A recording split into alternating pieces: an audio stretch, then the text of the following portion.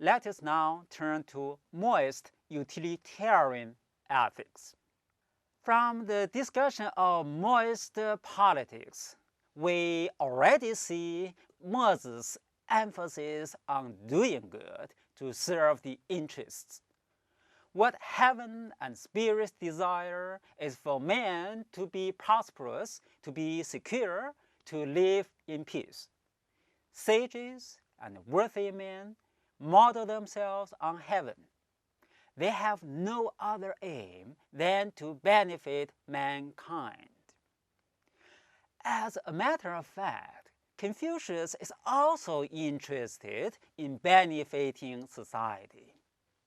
He wishes the people to be enriched, to enjoy peace and security.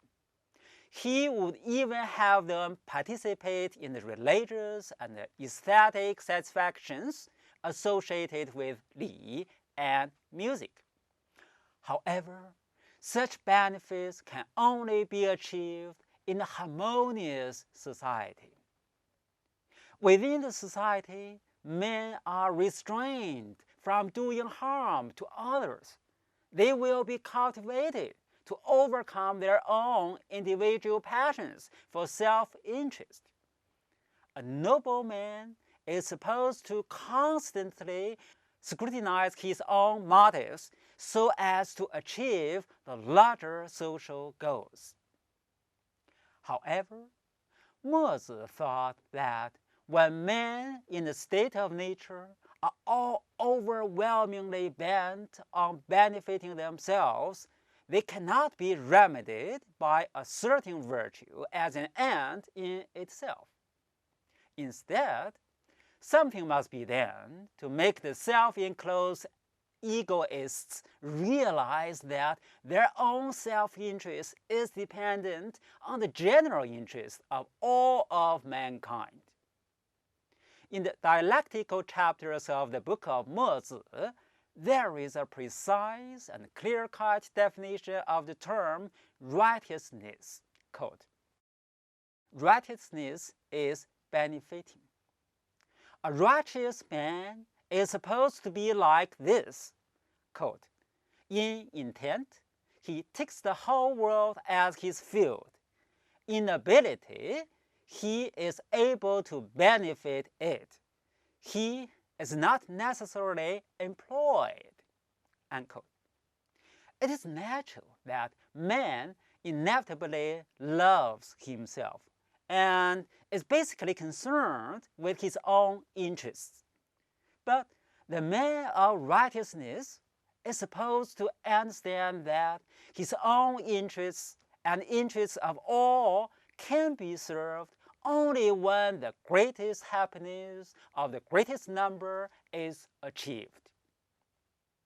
He is to understand that one's object of benefiting must, in the first instance, be the whole human world.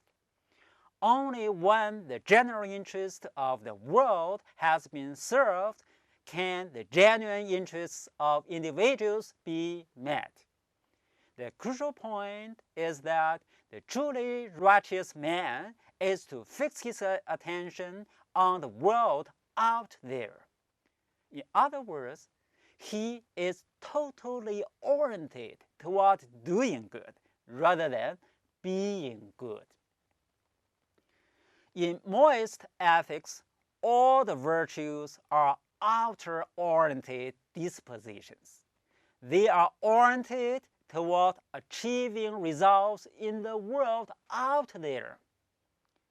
This does not mean that there's no affective side of experience or that feelings do not affect the world.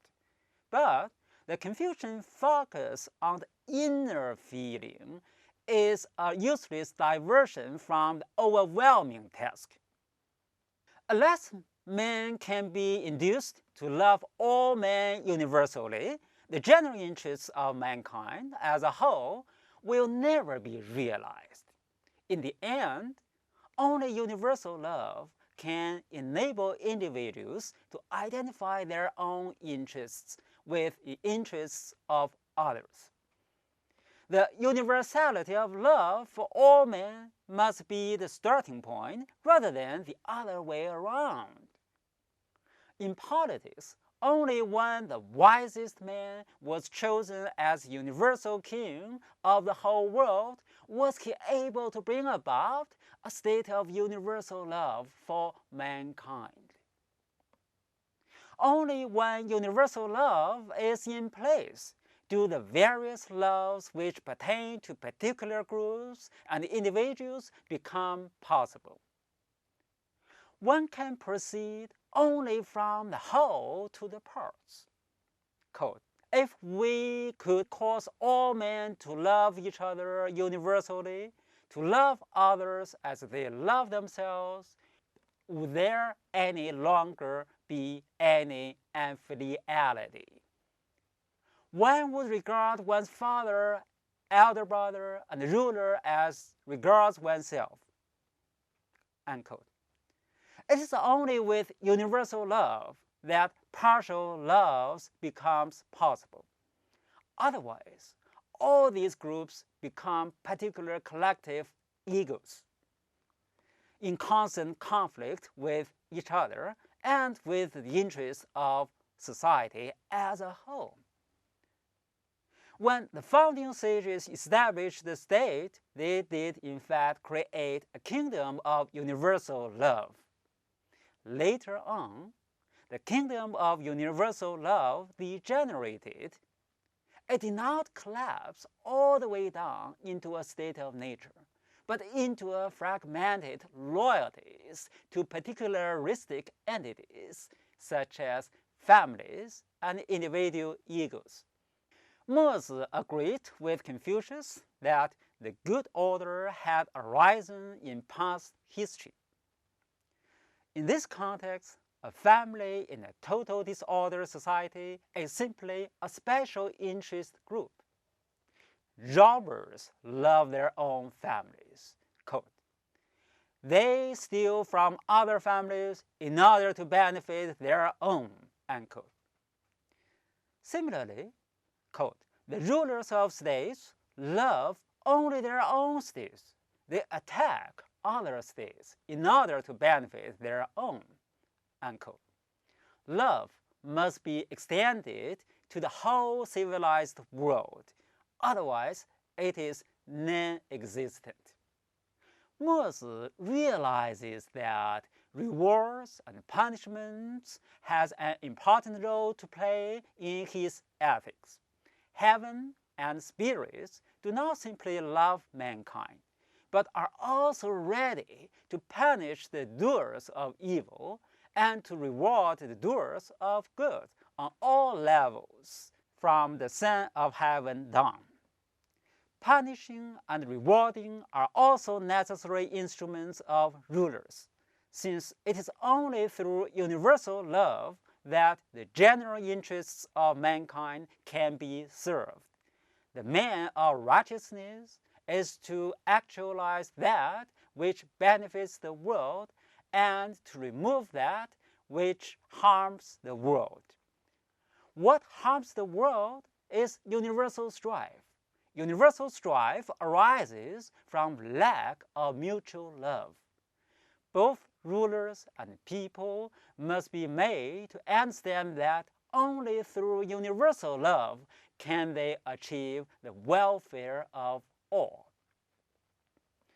The rulers could have their interests served in wealth, security, and peace only if they realize that they can enjoy these goods only in a world where universal love prevails. When the rulers of large states carry out aggressions against small states, they cause enormous sufferings to their own people as well as to others. In the end, they will incur the wrath of heaven and spirits. Heaven and spirits love mankind impartially and will punish rulers who inflict suffering on men.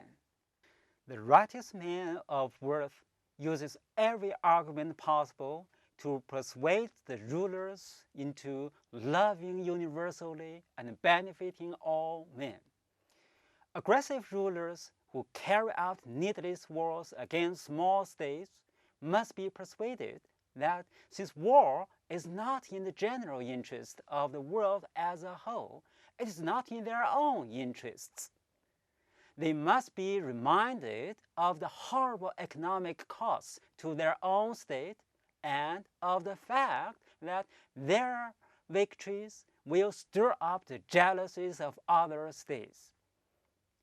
If they display their love for others, they will win the love of heaven, of their own people, and of mankind, and they will get the benefits of this love.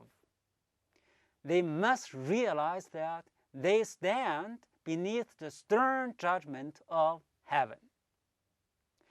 As in the case of Confucius, the initiative for enabling all men to love each other and benefit each other lies with those above. Only those who can avail themselves of political authority can induce people to love each other and benefit each other. The doctrine that, quote, respectful behavior is of no benefit and crime does no harm, unquote, would undermine all efforts to establish a system of rewards for good behavior and punishment for evil behavior. The people need to have the faith that heaven and spirits desire nothing more than mutual love among them. Getting rid of the waste of substance and energy involved in useless rites and music, bringing an end to wars of aggrandizement, will enormously lighten the burdens of the people and convince them of love and care of their rulers. They will gratefully respond to this love. The people will learn to appreciate the benefits of mutual love, and only then will their more particularistic relations be illumined by love. Righteousness takes the whole world as its field. Fidelity takes parents as its field. Fidelity and other more particularistic commitments do not cease to exist. They simply become a smaller field within a larger total field. So much for Mohist utilitarian ethics. Mohist ethics is based on a certain sort of moral psychology to produce a system of doing good. Together with Mohist politics, it helps to construct a normative order governing people's moral and social life. In general, Mohism takes a utilitarian approach in dealing with ethical and political matters. This concludes our lecture on Mohism. Assignment for today is to write an essay discussing how Mohist political design and Confucian political design can be traced back to the history of Shang Dynasty and Zhou Dynasty. Thank you.